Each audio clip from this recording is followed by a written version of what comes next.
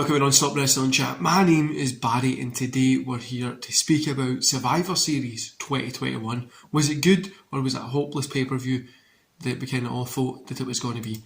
Anyway guys, before we get into the show, don't forget to hit like, subscribe and that beautiful notification bell, and go to the comments below, let me know what you thought about Survivor Series. Yes, I've got a hat on, it's -2 currently where I am in the world, so the bald head is very, very cold. But let's get into the show. So to kick off, we had Nakamura versus Damian Priest, which was a really random match, but it was pretty good, so I'm going to give it a 2.5 stars. It was a DQ finish, which was okay. You know what I mean? It's cool to no give these people any loot. Like, they're not getting a pinfall or submission loss on this one, which is fine. The match was actually good. The end until the DQ bit I wasn't really interested in, because Nakamura's run as IC champion hasn't really been anything. But good match. I think this should have been on the main show, and the Battle Royale should have been here, but it was what it was. So we open with The Rock's Netflix movie thing, which is hilarious that he doesn't turn up the whole night. I just thought that was really, really weird. But anyway, the first match we get is Becky Lynch versus Charlotte Flair. Fantastic. 3.5 stars I'm going to give this one. Great storytelling, just an utter fight. It felt like it meant something, it felt important, it felt good, and that's what we want, something to believe in from wrestling. And this was the only thing on the show that was really believable. The best thing about this was everybody on Twitter saying, no, it's going to be the main event and stuff like that, and then it's the opener. It was so funny to see. But probably one of the best matches of the night, and I enjoyed it start to finish. Entrance was good, everything in it was fun. One or two moves that weren't great, but everything in it was just really, really good. Then just before we get the Raw and SmackDown men's match, there was a wee thing that said The Rock's 25th anniversary, like back at his first Survivor Series, and then it was like the rise, the fall, and then the rise again of like Drew McIntyre. It made no sense whatsoever why this was shown there, but it was. But Raw men versus SmackDown men. So Team Raw, we've got Bobby Lashley, Austin Theory, Finn Balor, Kevin Owens and Seth Rollins. SmackDown, we've got King Woods, Jeff Hardy, Sheamus, Drew and Happy Corbin. So Raw gets a win, which is expected. 2 stars for this one. The only reason I'm giving it 2 stars is that Rollins Hardy kind of part of it was fantastic. The Owens stuff at the start, shit. And yeah, it felt like a Survivor Series match, but one that didn't mean anything. Like, it wasn't important. I'm not going to go back and watch this one as a classic. It's not going to be 5 years from now and we're going to come back and watch this.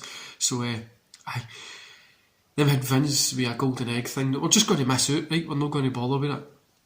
The Dual Brand Battle Royale almost gets a win. 1.5 stars here. It was nothing. Want to know, AJ at the start pretty much disqualified himself. I don't know what they were doing there. The Ricochet almost stuff at the end, I think Rick should have got the win. Ricochet should have got the win, and it would have set up for a match between Omos and Ricochet, maybe a wee feud, give Omos his first kind of bigger feud. But it was what it was. Should have been on the pre-show for me. Usos versus RK Bro. RK Bro get the win. 2.5 stars. It was a fun match. It wasn't anything serious, wasn't anything mega special, but it was just a fun match. Raw women versus SmackDown women. Raw get the win. 2 stars. SmackDown's had a terrible night so far, right? But Belair looked fantastic in here.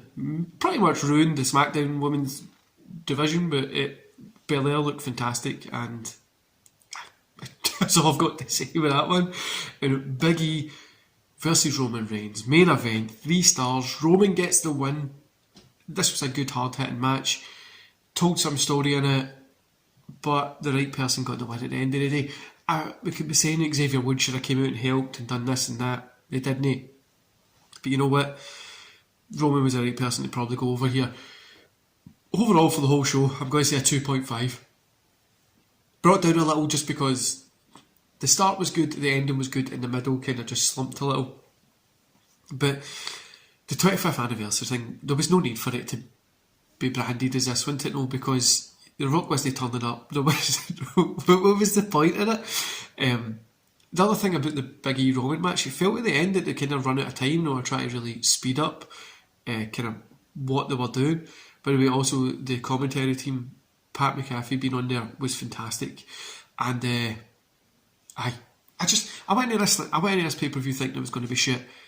It was better than I thought it was going to be, and then I've come out of it just expecting it's the same old stuff that's going to be happening. And some things that people need to realise as well is like, as much Raw won right the night, Roman's still in SmackDown, and more people want to see him than they want to see Raw, which is just the way it is. I don't know. For me, it was an okay pay per view. I'm probably not going to go back and check any of these matches out in the future. Maybe Charlotte Lynch, maybe. Apart from that, that's about it. Anyway, guys, I'm going to love yous and leave yous there. My retro review isn't going to be up today, but I'm probably going to double up next week for it, because I'm out working today. But I hope you enjoy the rest of your day, and I'll see you back here tomorrow. See you later, guys.